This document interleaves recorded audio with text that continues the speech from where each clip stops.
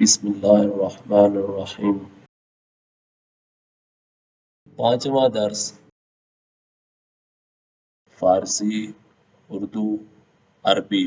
فارسی میں کہیں گے سیر، اردو میں کہیں گے سر، عربی میں کہیں گے رأسون،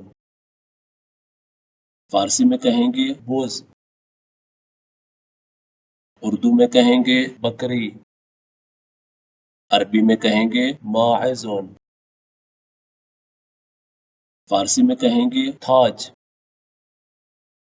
اردو میں کہیں گے تاج، عربی میں کہیں گے تاجون، فارسی میں کہیں گے تھاس، اردو میں کہیں گے گنجا، عربی میں کہیں گے اسلع، فارسی میں کہیں گے خیرس،